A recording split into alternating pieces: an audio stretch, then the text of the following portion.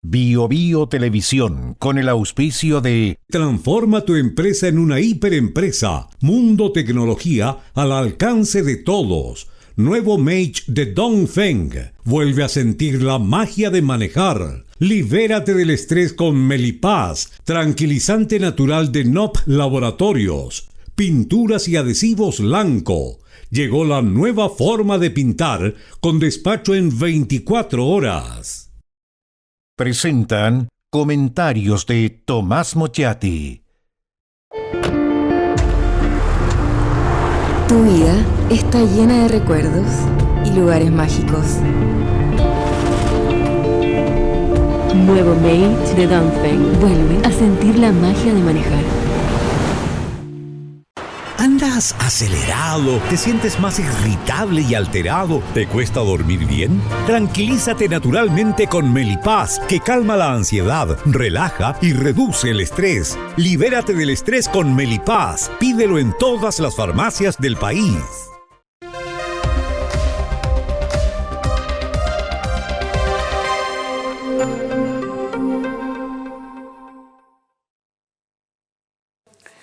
No vamos a descubrir recién ahora que somos un país frágil. Somos largos y angostos, y no son pocos los que nos ponen como ejemplo de un país muy difícil de defender militarmente. Tenemos una carretera a lo largo. Basta destruir un puente para quedar partido en dos, o varios puentes para quedar partidos en pedacitos. Hasta hace poco en Arica hay derrumbes en la carretera 5 Norte y por varias semanas ahí en Arica han tenido dificultades para conectarse hacia el sur porque hay una carretera. Se cumplieron 15 años del enorme terremoto del 2010. Mientras en esas primeras horas, aquí en Bio Bio transmitíamos a auditores despertados bruscamente por el sacudón, escuchábamos las primeras reacciones de la entonces ONEMI, reacciones confundidas, torpes, las que anunciaban que enviarían suministros hacia el sur. Y nosotros, en Radio Bio Bio, sabíamos hace rato que eso era imposible, porque el puente Maipo estaba intransitable y que no había conectividad de Santiago hacia el sur. Tenemos el archipiélago de las Huaytecas, un país diferente en Magallanes, desconectado del resto de Chile. Para la casi guerra de 1978 en Argentina, para el alto mando chileno era una verdadera pesadilla la defensa de Punta Arenas, o sea, con un desafío logístico para abastecer esas tropas casi imposible, una misión casi imposible. El mar Pacífico, todos lo sabemos, no es pacífico, es de corrientes, es frío por la corriente de Humboldt que viene de la Antártica. Nuestra costa es inhóspita para los navegantes porque tiene pocos puertos naturales donde guarecerse.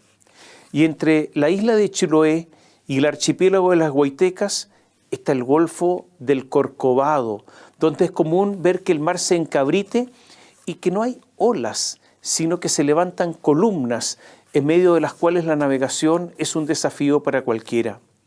Y más al sur está el Golfo de Penas y en la punta de América uno de los mares más difíciles de navegar. La ruta de Puerto Montt al sur debe ser vía aérea, debe ser de las más difíciles. Eximios pilotos de la zona central, en esas zonas cuando lo intentan, se convierten en muchos casos en primerizos. Somos frágiles. Recuerdo de nuevo la casi guerra con Argentina. La pregunta era recurrente. ¿Cuánto demoran los argentinos, los aviones argentinos en atacar Santiago? Minutos. ¿Hay tiempo para reaccionar? ¿Podrán los aviones chilenos enfrentarlos? Difícil.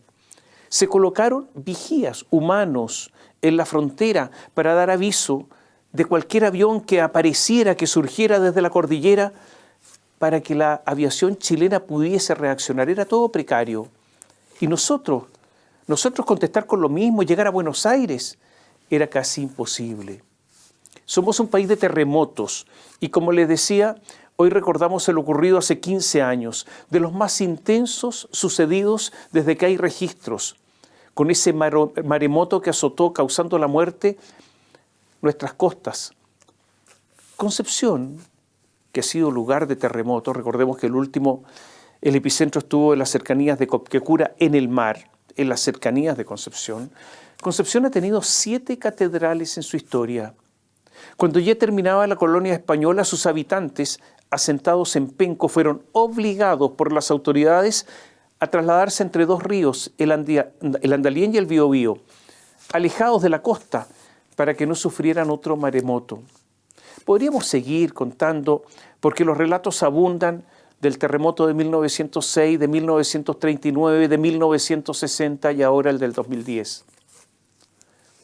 Últimamente, uno de los quebraderos de cabeza del alto mando chileno es que Bolivia compró drones iraníes, drones de los mismos que está utilizando hoy Rusia en su invasión a Ucrania. ¿Y si hipotéticamente alguien ataca a nuestros blindados desde lo alto? Yo escuché decir que no, que eso no va a ocurrir. Pero, ¿y si alguien atenta con drones nuestro sistema eléctrico? Un solo dron. ¿Podría?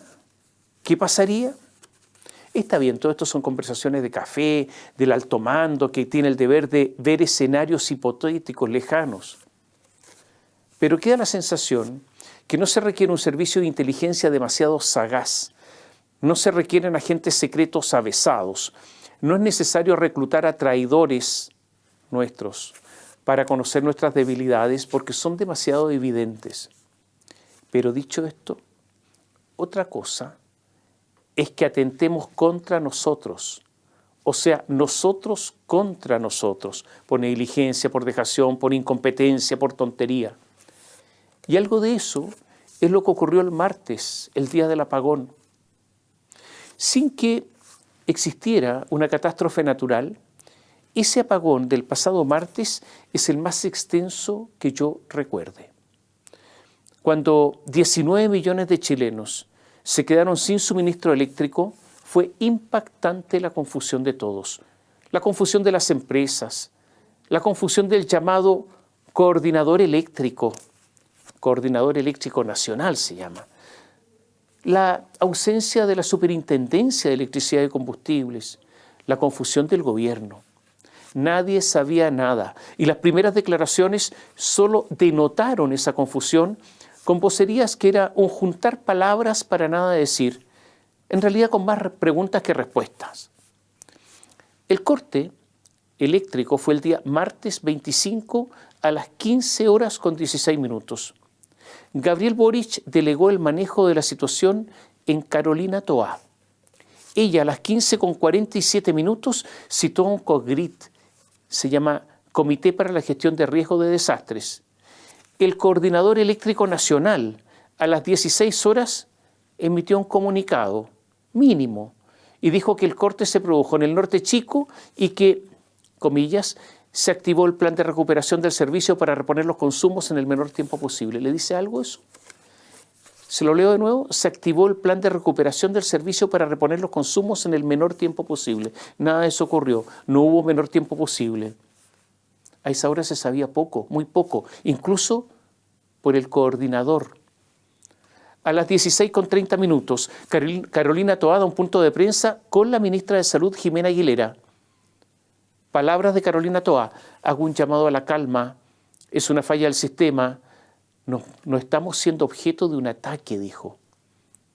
Porque circulaba el rumor que hasta un ataque podría haber sido. En ese punto de prensa no se indicó, porque fue absolutamente vago y general, no se indicó dónde fue exactamente la falla, no se indicó alguna idea acerca de las causas de por qué estaban afectados 19 millones de personas, ni menos se indicó una hora estimada de reposición del servicio. A esa hora todavía había confusión.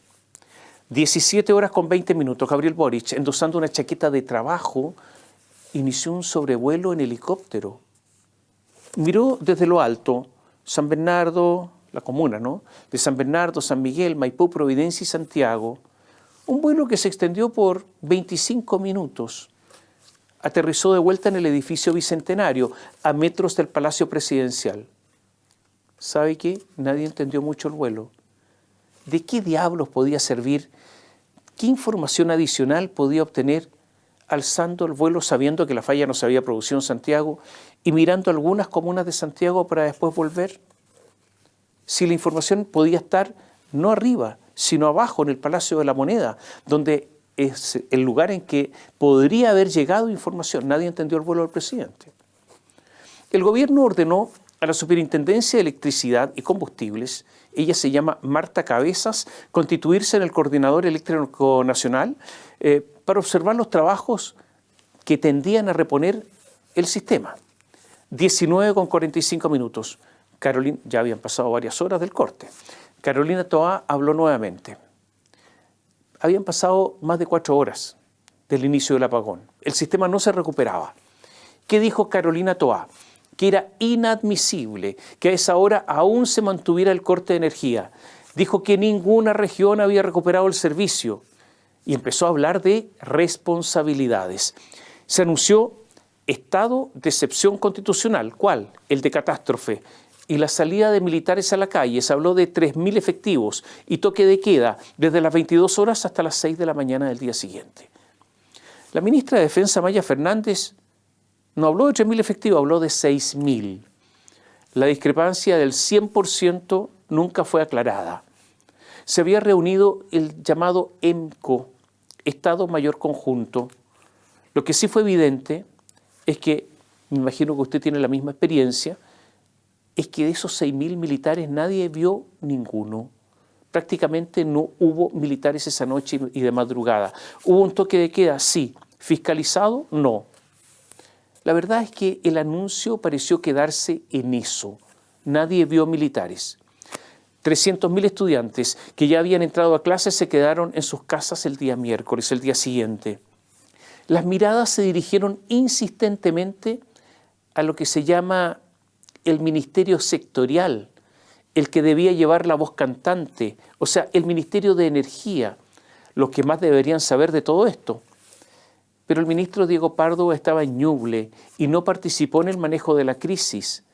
La cuenta oficial del Ministerio de Energía nada decía de la crisis, por lo menos durante las 4 horas siguientes, estaba en silencio total. Ya a esa hora, las compañías de telefonía móvil dejaban de funcionar en muchos lugares. Las autoridades salieron rápidamente a explicar que la normativa en Chile solo obliga a que ciertas infraestructuras críticas, como redes de emergencia y algunos nodos de comunicación, cuenten con respaldo de hasta 48 horas, mientras que las antenas de nivel 2, que dan servicio a la mayoría de los usuarios, usted y yo, se les exige una autonomía de solo 4 horas. A esa hora se estaba cumpliendo el plazo de las 4 horas. Mala suerte. Varios recordaron que 15 años antes, en ese terremoto del 2010, las autoridades se comprometieron a un sistema telefónico más robusto. ¿Se acuerda usted cómo era un celular de hace 15 años? ¿Percibe usted cómo ha aumentado la capacidad de almacenaje de las baterías? En esa materia, la capacidad de dar servicio cuando la electricidad cae es como si nos hubiéramos detenido en el tiempo, solo 4 horas. Mientras las dificultades para comunicarse eran grandes y crecientes, el ministro de Transportes y Telecomunicaciones dijo lo siguiente, a propósito de la caída de los teléfonos celulares o la dificultad para comunicarse por teléfono. Mi impresión es que el sistema de telecomunicaciones, dijo Juan Carlos Muñoz, ha funcionado en muchas partes razonablemente bien. No ha sido extraordinario, pero yo he dado por teléfono celular una serie de entrevistas, te diría que unas 6 u 8 entrevistas en que la comunicación ha fluido, dijo el ministro Muñoz, así que para él todo funcionó bien. A las 21 horas, el caos en la telefonía era grande y muchos usuarios de celulares no podían además cargar sus aparatos.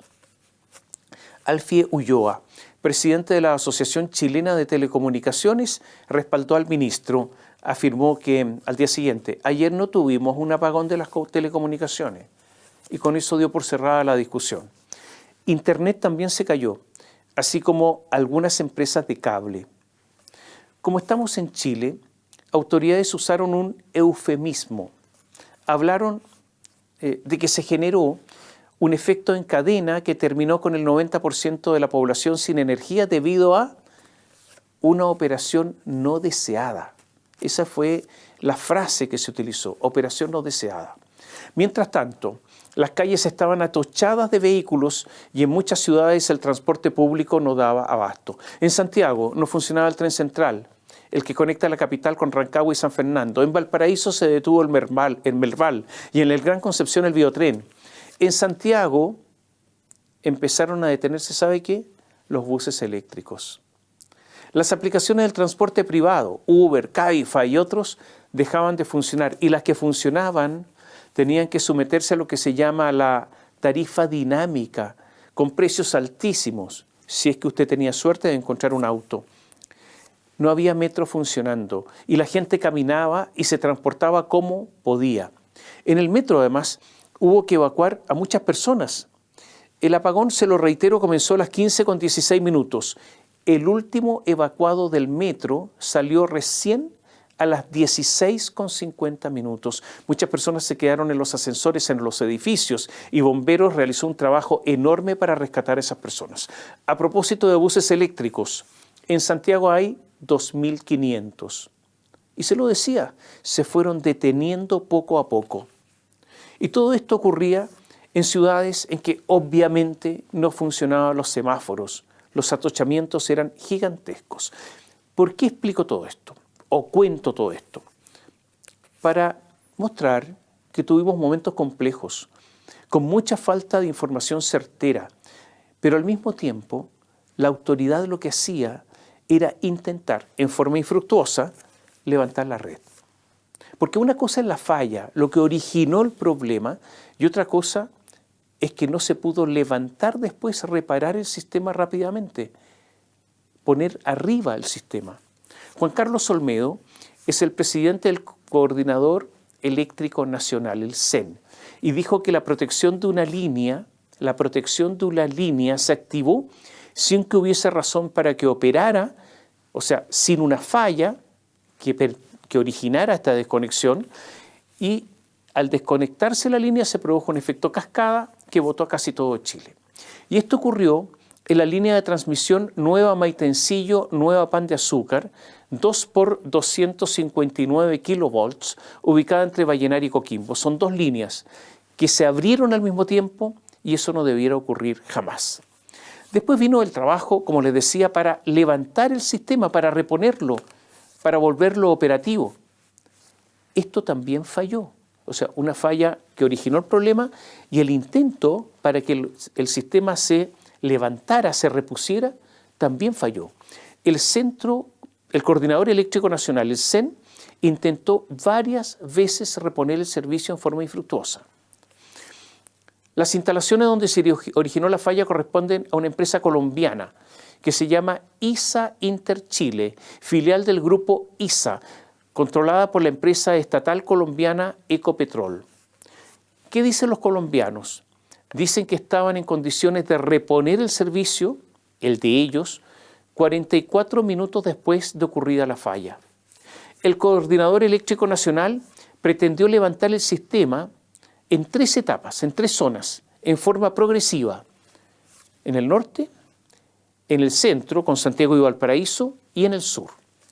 A las 16 horas comenzaron a apretar el mouse, porque esto se hace mediante sistemas computacionales. Una y otra vez, clic, clic, clic, para que partiera la central hidroeléctrica Rapel. Todo esto con comandos a distancia, insisto, computacionales. Clic, clic, clic, nunca funcionó. Una y otra vez, un intento, otro intento, 3 intentos, 4 intentos, nada. 16:30, 30 minutos después, realiza la misma operación, dan la orden de partida a la termoeléctrica Quintero, también de la empresa Enel. La termoeléctrica se niega a obedecer. Nuevamente, clic, clic, clic, varias veces, dando la orden. No funciona. Estas son las centrales que están para la emergencia. Según la autoridad, no funcionaron. Sigue pasando el tiempo. 19:12, se intenta subir la central Canutillar. Al principio la central también se niega, no acepta la orden, pero después sí, y comienza a trabajar. 20 horas. La central Colbún se conecta y empieza a dar un respiro en la emergencia. También se conecta en el sur de nuestro país la central Pehuenche. La central Ventanas que tecnológicamente requiere más tiempo para empezar a proporcionar, a proporcionar energía después de que le dan la orden, comenzó a funcionar la madrugada del miércoles, pasada la medianoche.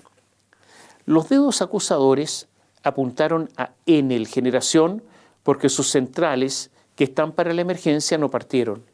Y Enel se defiende y dice que estaban operativas. Diego Pardo, el ministro, apuntó la responsabilidad de la transmisora Transelec, que tiene un sistema software llamado SCADA, que monitorea todo el sistema. Ellos son capaces de mirar todo lo que está pasando. Pero SCADA tampoco funcionó y dejó ciego a los operadores. O sea, los operadores no podían ver lo que pasaba. Entonces tuvieron, ¿sabe qué? Que recurrir a sistemas manuales. Unos sistemas que se usaban con botones, que se usaban hace decenas de años. Fue como un salto al pasado en medio de la crisis. Y ocurre que los actuales operadores no están tan familiarizados con tecnologías arcaicas. Para alimentar la confusión, el Coordinador Eléctrico Nacional le dijo a los colombianos: ustedes dicen que estaban listos en 44 minutos después de la falla. Eso es mucho tiempo. Pero ellos no fueron capaces de echar a andar el sistema en horas. El CEN, el Coordinador Eléctrico Nacional. O sea, los que dicen estas cosas y en toda esta discusión son de las personas, para que usted sepa, mejor pagadas de Chile, por si acaso. Hasta el año 2019 había dos sistemas en nuestro país, básicamente. Había más, pero básicamente dos. El sistema interconectado del Norte Grande y el sistema interconectado central. Operaban de manera absolutamente independiente. Pero ocurre que la gran producción en el norte de energía solar, también algo de eólica, pero solar, hizo que en el norte sobrara energía, se botara energía, se desperdiciara, algo obvio, muy ineficiente. Y ante la creciente imposibilidad de instalar centrales en la zona centro-sur por razones ambientales, además de la salida del sistema por las mismas razones ambientales de centrales termoeléctricas, se impulsó, entre otras razones, por estas razones, la conexión de los dos sistemas, el del norte y el de la zona centro-sur, y esto ocurrió a partir del año 2019. Entonces era de toda lógica que esto se uniera, pero lo vivimos con un sistema precario. Y esa precariedad no solo alcanza la instalación misma, sino que forma parte de ella no hacer caso de las alarmas, de las advertencias, de la existencia de una burocracia que se lo devora toda, incluyendo cualquier apercibimiento, porque aquí hubo advertencias de lo que podía ocurrir y la burocracia se devoró esas advertencias. Parece evidente entonces que hubo fallas previsibles por parte de empresas, descoordinación del Coordinador Eléctrico Nacional, sí, descoordinación del coordinador, falta de fiscalización de la Superintendencia de Electricidad y Combustibles y falta de inversión, todo junto.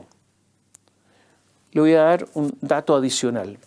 La empresa colombiana que financió, construyó y administra la línea que falló de 753 kilómetros del norte, demandó al Estado de Chile en tribunales internacionales y obtuvo del Estado chileno $20 millones. Sigamos, hablábamos de inversiones. En Chile hace rato que falta inversión en la transmisión, entre otras cosas porque por cada lugar que deben pasar los cables, las líneas de alta tensión, hay oposición y hay recursos judiciales y muchos terminan en los tribunales y en la tercera sala de la Corte Suprema. Mucha energía que hoy se produce en el norte se pierde por falta de capacidad de almacenamiento, de nuevo, por falta de inversión. En estos instantes se está intentando instalar una segunda línea desde el norte llamada Quimal o también Aguirre. Costo de esta línea, $2.000 millones. Esta línea podría transmitir hasta el 25% del consumo nacional, una capacidad de 3.000 megawatts con energías renovables. En 2020, el Ministerio de Energía y algunos especialistas decían que mientras más demorara este proyecto, esta nueva línea, habría más congestiones de transmisión, en particular en las líneas de 500 kilovolts kilovolt nuevo pan de azúcar polpaico, que es justamente la línea que cayó. ¿En qué etapa está esta nueva línea que permitiría tener un sistema más redundante? El proyecto recibió el informe consolidado de aclaraciones, rectificaciones y ampliaciones ICSARA del Servicio de Evaluación Ambiental. Recibió un primer informe consolidado, se llama ICSARA, en la jerga esta de la burocracia. 65 órganos del Estado hicieron observaciones. Este ICSARA tiene 753 páginas y 1.698 observaciones. Y 5 meses después de presentado, se agregaron las observaciones ciudadanas, otras 900. Total de observaciones al primer informe, 2.600. La empresa o las empresas que están en este proyecto contestaron con un documento que se llama Adenda. Y hace solo algunas horas, ese segundo documento, en respuesta a las primeras observaciones, recibió 1.391 observaciones. En diciembre pasado, la empresa dijo que para concretar el proyecto necesitará, escuche bien, 4.941 permisos sectoriales. Le voy a repetir la cifra. ¿Cuántos permisos? 4.941 permisos sectoriales, principalmente de organismos del Estado, en su mayoría de CONAF, allá en el norte, del Consejo de Monumentos Nacionales, ya sabemos cómo opera, y de la Dirección General de Aguas. O sea, es posible que este proyecto tenga para mucho rato. Como les decía, la operación no deseada de los sistemas de control y protección de la subestación Nueva Pan de Azúcar, propiedad de la firma colombiana ISA Interchile, son los que fallaron. La misma instalación, y esto es muy importante, fue revisada en 2020. Y ya en esa fecha, recordemos que se inauguró en 2019, fue revisada en 2020, y ya en esa fecha un informe técnico reveló la detección de ciertas anomalías. ¿En qué? En los sistemas de protección de la línea crítica de la subestación. Pero si eso es lo que falló. En 2020 ya esto se había detectado. Y esto lo recordó Juan Carlos Olmedo, presidente del Consejo Directivo del Coordinador Nacional Eléctrico, quien además se refirió a las responsabilidades y mecanismos de fiscalización en el sector eléctrico. Ese año, 2020, las pruebas de inyección secundaria en protecciones, recordemos que lo que falló fueron las protecciones. Bueno, las pruebas de inyección secundaria en protecciones para validar el desenganche de interruptores ya mostraban inconsistencias. Y a raíz de esto, se recomendó volver a realizar pruebas efectivas que permitieran garantizar el correcto desempeño de la función de reconexión. Olmedo, el Coordinador Nacional Eléctrico, destacó que tras la auditoría de 2020, ISA Interchile informó que las recomendaciones habían sido implementadas. Y aquí está la burocracia. ¿Qué hizo? Informó, mandó un papel. Y cuando los burócratas mandan papeles se quedan todos tranquilos, el que lo manda y el que lo recibe. Comillas, si Interchile el 2020 no se informó al coordinador eléctrico que las medidas habían sido implementadas, asumimos que esa información es cabal, completa y veraz, dijo. O sea, bastó el papel. Sin embargo, el reciente incidente obligó a disponer una segunda auditoría para verificar qué ocurrió ahora, recién, cuando ya el problema se produjo.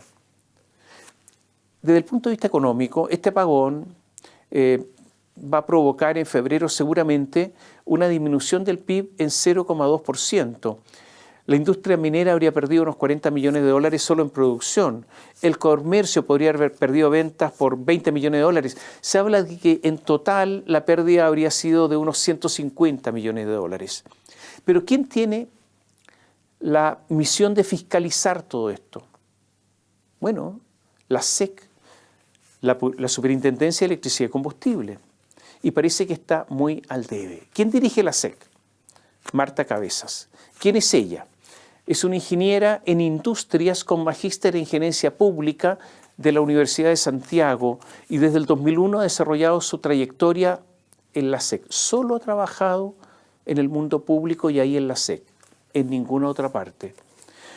Cuando asumió Cabezas, la superintendenta, era la encargada del Departamento de Control de Gestión y de Coordinación de Regiones. Fue nombrada por Gabriel Boric y es la primera mujer en el cargo. Y al ser nombrada, el gobierno justificó el nombramiento, entre otras cosas, comillas, esto es oficial, porque ha encabezado equipos de trabajo sobre equidad de género, liderando actualmente, en este momento, la promoción y posicionamiento de esta temática al interior de la entidad fiscalizadora. El pasado 2 de agosto de 2024, la Subsecretaría de Energía suscribió un contrato por 52 millones de pesos para realizar el estudio denominado Identificación de brechas de género y enfoque de derechos humanos en el sector energético. En el documento que selló el trato entre la Subsecretaría y la empresa de servicios de ingeniería Deuman, se explicita que el estudio se enmarca en el programa del Gobierno Pro Dignidad 2022-2026 del presidente Gabriel Boric. Y este definió como 4 perspectivas transversales que persiguen, eso decía el contrato, que persiguen la búsqueda de la justicia social y desconcentración del poder, a saber, feminismo, transición ecológica justa, descentralización y trabajo decente. En este sentido, la labor feminista del gobierno habría sido clave para concretar la investigación. Pero claro, hay que aclarar que el primer trabajo de este tipo se produjo en el gobierno de Sebastián Piñera, o sea, son asuntos que vienen de antes. No sé si le interesan estos datos. Para terminar, no debiera haber dudas de la responsabilidad de empresas, de la empresa colombiana, de Transelec por la falla del software SCADA, del Coordinador Nacional Eléctrico y de la Superintendencia. Para explicar frente a todo lo que ha ocurrido la reacción del Partido Comunista, es necesario recurrir a los experimentos del ruso Pavlov, porque el Partido Comunista tiene una reacción condicionada a cierto estímulo. Ante cualquier problema de una empresa reacciona, que es el estímulo, reacciona con la idea de que el servicio cuestionado debe ser estatal. O sea, el Estado lo soluciona todo, pero todo para el Partido Comunista. Lo malo, se lo contaba, es que la empresa colombiana es estatal. Y las centrales que no habrían partido son de Enel, que es estatal. Entonces el Partido Comunista, que entiendo que esto lo sabe, estaría sosteniendo que el Estado chileno es mejor que esos otros estados, porque si no, no propondría la estatización. O que esos estados funcionan mal cuando administran sus empresas en el exterior. O sea, las cosas se complican para estos seguidores de Pavlov. A propósito de fiscalización, la Contralora Dorothy Pérez día a día establece, yo diría, una enorme diferencia con su antecesor Jorge Bermúdez. Ponga atención a Dorothy. Dorothy se cansó de la clase política y de las Fuerzas Armadas que no van a conocer el destino de los gastos reservados. La gota que rebalsó el vaso fue Manuel Monsalve, que tenía pero decenas y decenas de millones de pesos a su disposición para gastos reservados, y cuando renunció solo dejaron 1 millón. Ahí estaba. Estos gastos reservados están siempre en billetes, pero mientras pagaba gastos personales en dinero en efectivo, dejó solo 1 millón. El gobierno ha mantenido un silencio enorme sobre todo esto, sobre lo que ocurrió con Manuel Monsalve, salvo Luis Cordero, quien dijo que estaba todo bien, pero como dicen los abogados, sin dar razón de sus dichos. La Contralora se cansó de esto y dictó una resolución en que exige que se le comunique quién o quiénes manejan los fondos reservados. Que además estas personas que los manejan deben presentar una declaración de intereses y patrimonio con sus cuentas bancarias, seguros y otros activos, incluyendo lo de los familiares directos. Deberán rendir caución por el uso de estos fondos, además una rendición detallada de sus gastos. Es que el caso de Manuel Monsalve y el silencio del gobierno fue demasiado pisco sour, digamos. Atención, observe, siga a Dorothy Pérez. Y hablemos de otras cosas. El lunes va a aterrizar en Santiago Michelle Bachelet. Hay toda una operación in extremis de los que están con Carolina Toá para posicionarla como dé lugar como candidata presidencial del oficialismo. Hay una serie de operaciones en curso con lobistas, con algunos medios en pleno, trabajando para que Carolina se afirme. Y ella se prodiga, no cabe la menor duda. Esta semana, la ministra, todos lo sabemos, ha tenido muchísimo trabajo. Trabajo por el apagón. El fin de semana pasado en Santiago hubo 10 homicidios el fin de semana. Durante la semana estos homicidios han seguido. Hace unas horas hubo un ajusticiamiento frente a la Facultad de Derecho de la Universidad de Chile, en pleno centro de Santiago. También luego un ciudadano francés fue asaltado y asesinado frente a su familia en un exclusivo barrio en Chicureo. Hubo otro homicidio en Estación Central, solo por contar algo de las últimas horas. Dije que la ministra se prodiga en su candidatura, conversa, se reúne, persuade, analiza, trata de no perder ninguna oportunidad. El día jueves hubo una reunión del NAU. ¿Qué es el NAU? El Movimiento Nueva Acción Universitaria. Es el movimiento donde surgieron dirigentes del Frente Amplio, Miguel Crispi, el jefe del segundo piso, Giorgio Jackson, Noam Titelman, Rodrigo Echecopar, Javiera Martínez, la directora de presupuestos, Carolina Pérez, Diego Vela, Giovanna Roa. Bueno, ocurre que en el Club Palestino estaban invitados Andrés Kubl, que es secretario general del Frente Amplio, y Daniela Chicardini, que es diputada socialista. Pero los dos no fueron, se excusaron, dijeron, nos falta tiempo, no tenemos tiempo, hay mucha contingencia, ocurrió el apagón, no podemos ir. La única que sí tuvo tiempo fue Carolina Toá, porque está en modo campaña. Ella no puede perder tiempo de campaña. Entonces va a todas estas reuniones. Ella fue, recordemos, la vocera principal de la campaña de la apruebo de la Constitución Frente Amplista. ¿Y qué dijo en esa reunión en el Club Palestino? Dijo, era una reunión para revisar qué podía hacer la izquierda. Dijo, nunca hemos tenido una posición de tanto poder como la que teníamos en ese momento y literalmente la dilapidamos. Se refiere a la primer proyecto constitucional.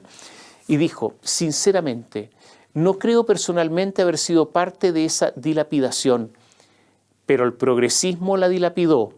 Algunos empujaron en dirección incorrecta, o empujaron más de la cuenta, o empujaron de manera dispersa. Otros porque se dieron cuenta de lo que estaba pasando y no hicieron nada por evitarlo. ¿Sabe usted? Es increíble como Carolina Toá, habiendo sido vocera de la campaña del apruebo, una figura estelar principal, ahora dice que ella no tiene ninguna responsabilidad.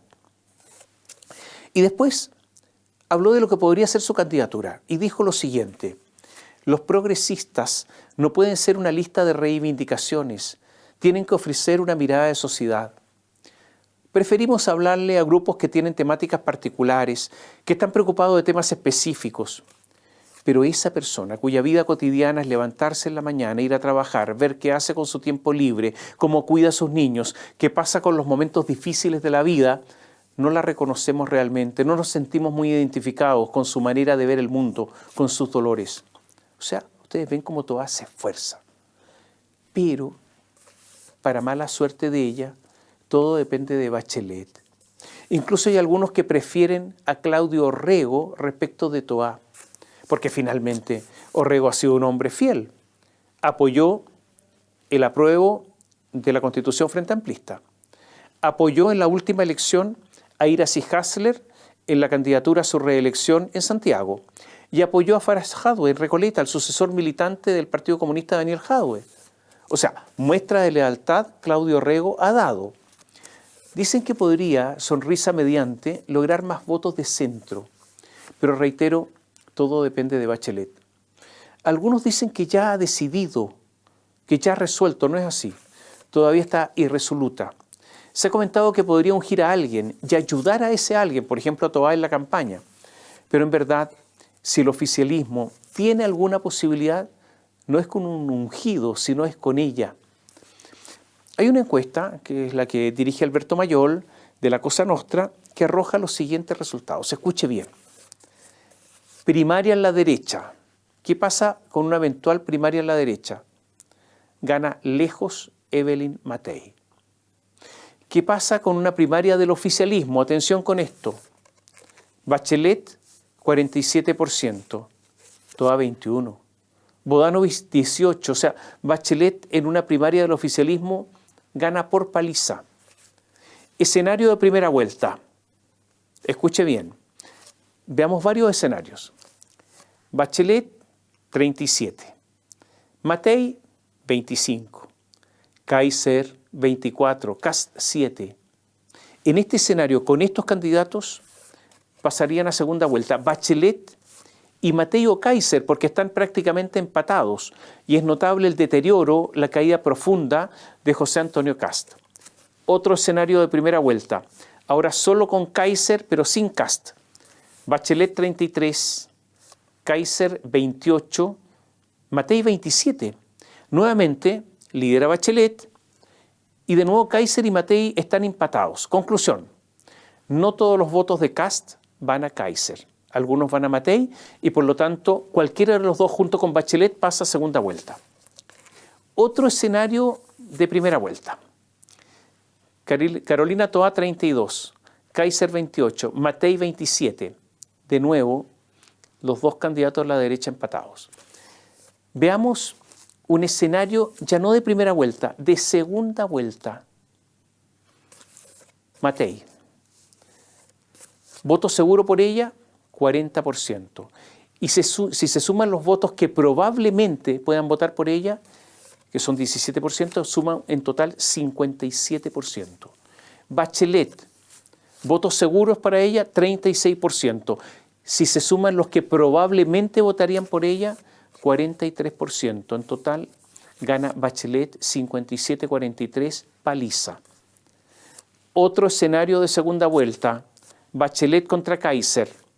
Bachelet, seguro voto por ella, 44 puntos. Si se le suman los votos probablemente por ella, llega a 50%. Kaiser, seguro voto por él, 40%. Si se le suman a los que probablemente voten por él, 50%, 10%. O sea, en un escenario de segunda vuelta, hoy Bachelet y Kaiser estarían empatados. Ahora, hay un voto un poco más duro por Bachelet, pero es en este escenario, solo en este escenario, donde podría ganar Michelle Bachelet.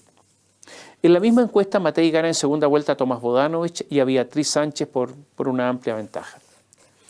Entonces, frente a este escenario, con estos datos que tienen que ser tomados en consideración, la situación de Carolina Toá no es sostenible. No solo políticamente, sino también por razones de dignidad. Está a la espera como una especie de Penélope tejiendo mientras la señora Bachelet resuelve alguna cosa. Esta es una erosión diaria y que tiene un límite. En todo caso, la decisión de Bachelet es inminente y si le deja la pista libre, Toá debiera renunciar de inmediato al gabinete.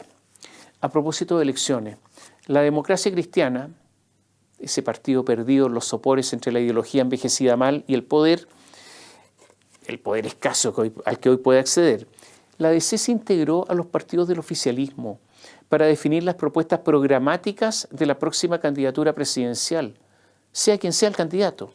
Entonces la DC en estos momentos está trabajando codo a codo con el Frente Amplio, el Partido Comunista, el Partido Socialista, el PPD, el Liberal, la Federación Regionalista Verde Social, los radicales, los humanistas. La DC, a la espera de que en una de esas algo le toque, aunque sea poquitito. Gabriel Boric también está en modo campaña. Adelantó el Consejo de Gabinete y dijo hace poco, este año tiene que ser el año de la consolidación. La prioridad, dijo, es consolidar la estabilidad económica y la seguridad pública, que sientan que Chile está creciendo, que haya dinamismo, que haya energía. Y enumeró sus logros frente a todos los ministros, porque este es el mensaje que hay que comunicar.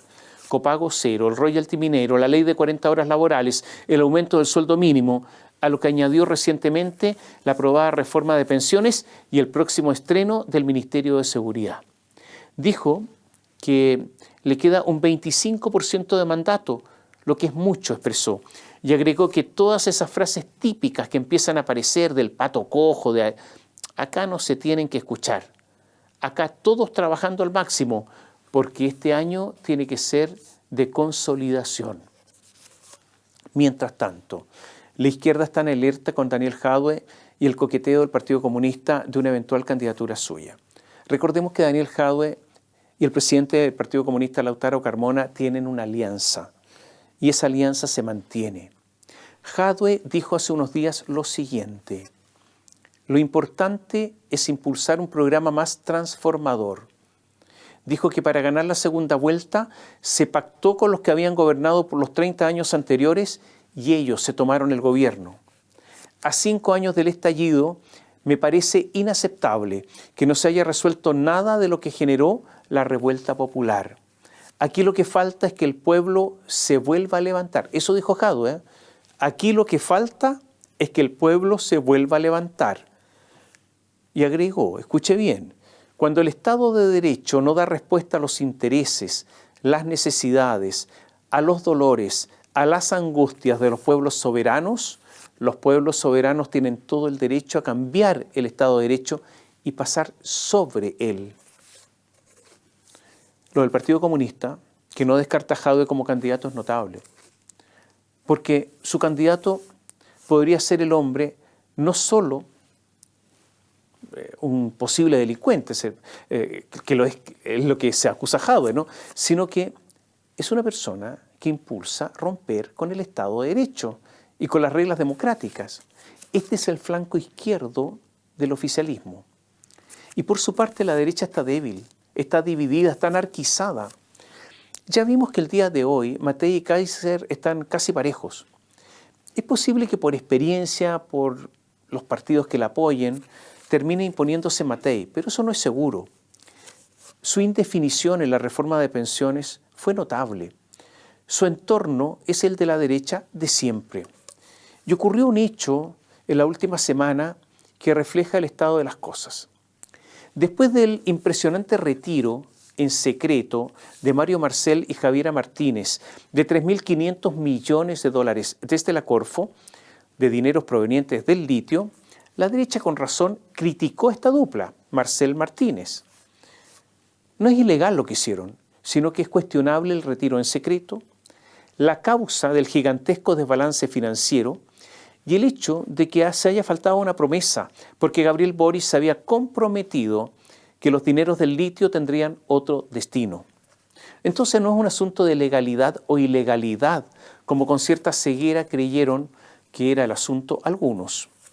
Pero ocurrió que Kast y Kaiser dijeron que la derecha de Chile Vamos no podían alzar mucho la voz, porque dijeron que esa derecha, la derecha de Evelyn Matei, eran corresponsables del déficit, porque ellos habían votado las leyes de presupuesto de Boric y que eran responsables de una saga de la reforma tributaria de Bachelet, de la ley de 40 horas, de la reforma tributaria y del déficit. O sea, acusaron a esa derecha de ser coautores de la criatura. Y fue tal el escozor que esto produjo en esa derecha, los que se erigen como paladines de la seriedad, de los equilibrios fiscales, de la responsabilidad, que ¿sabe qué resolvieron? Quedarse callados, no hablar más del asunto, porque se sintieron en desventaja. Entonces, para esa derecha de Chile Vamos se terminó el caso Marcel Corfo. Y no solo eso, esta es una prueba. En las últimas horas se supo que la dupla Mario Marcel Javiera Martínez le pegaron otro manotón a Corfo el año pasado, ahora de unos 40 millones de dólares. Esto lo publicó The Clinic. Y de nuevo en secreto. Fue tal la incomodidad que el gobierno se dividió. La ministra de Desarrollo Social advirtió el peligro y en el acta se consigna. La ministra de Desarrollo Social se llama Javiera Toro y dice: doña Javiera Toro manifiesta la preocupación en torno a no seguir afectando el patrimonio de la Corfo. Textual, no seguir afectando el patrimonio de la Corfo, considerando que el año pasado se aprobó una venta de activos muy significativa.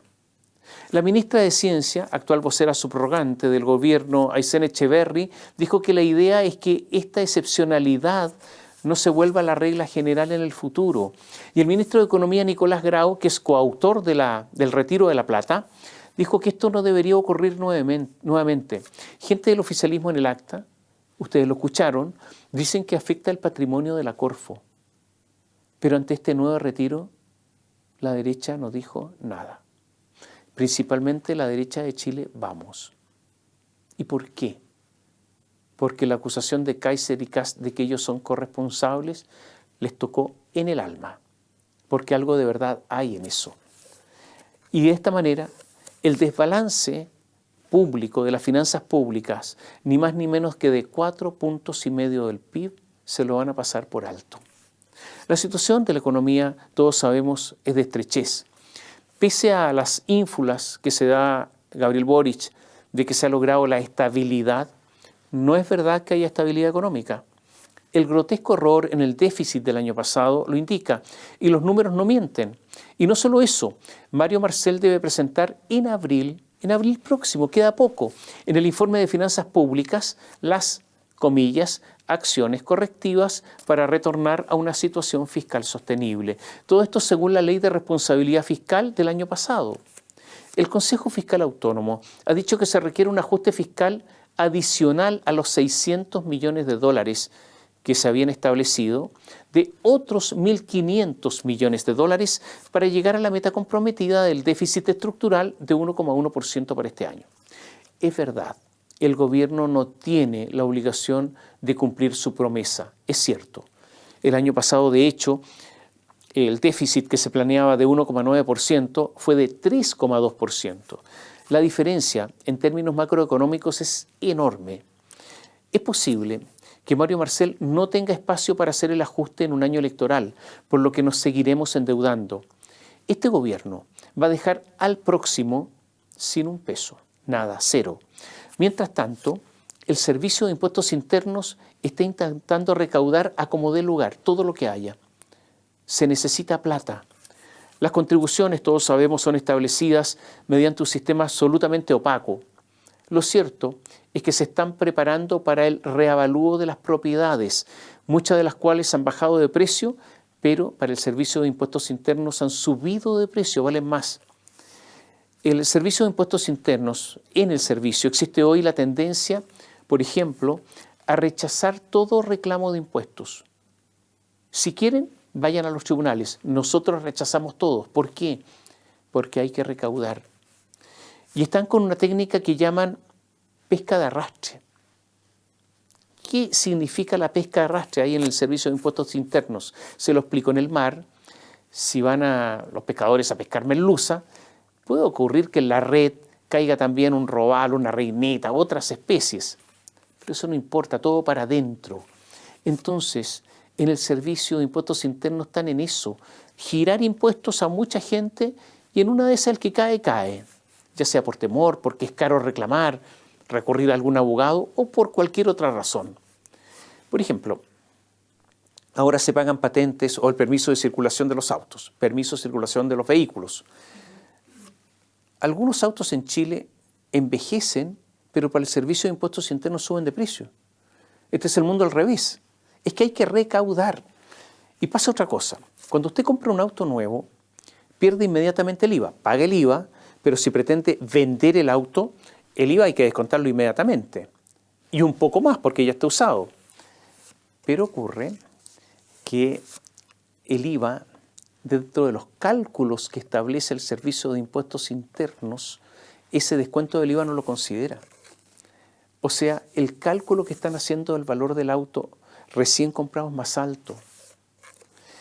Es lo mismo que sucede con la decisión del servicio de empezar de obligar a entregar la boleta en forma física o electrónica, o sea, entregarla siempre. Está bien fiscalizar el pago del IVA. Lo que revienta a muchos es que mientras tanto está repleto de actividades ilegales a la vista, bajo la paciencia de todo el mundo, personas que no pagan ningún impuesto, no solamente el IVA, ninguno. Y como el que debe fiscalizar y el que tiene el monopolio de emprender acciones legales es el Servicio de Impuestos Internos, no es que el servicio no solo tolere todo eso, mientras aplica la ley a unos, no se la aplica a otros, sino que se transforma, con respecto a esos que no pagan nada, en un cómplice necesario, en una especie de coautor. Pero vaya a hacer entender eso al director Javier Echeverry, quien goza además del afecto de la derecha por razones emocionales, o sea, tiene chipe absolutamente libre. Bueno, ya hay que terminar, pero para la próxima semana habrá que tratar lo ocurrido en la megatoma de San Antonio. Solo decir que se impuso, porque ¿cuál fue la solución? De que no se iban. Se impuso la promesa de Gabriel Boric, que está en el programa de gobierno. Los dueños no son dueños absolutos. Mientras no haya una solución habitacional para usurpadores, dice el programa, no habrá desalojo. Entonces están avisados los otros, los que están en las otras 1.490 tomas existentes en el país y también los propietarios. Porque como dice Gabriel, las promesas se cumplen. Al menos esta, porque dicen que lo que justifica todo esto es un gobierno que busca lo que ellos llaman justicia social.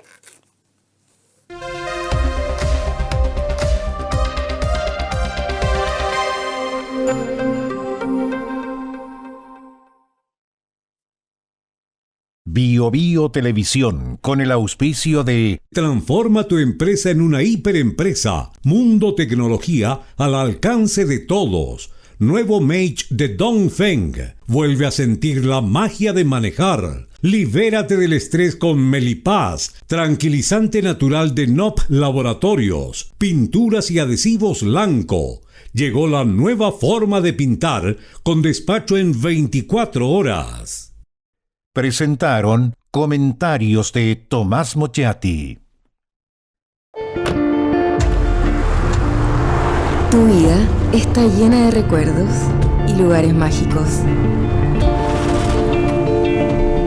Nuevo Mate de Dongfeng. Vuelve a sentir la magia de manejar.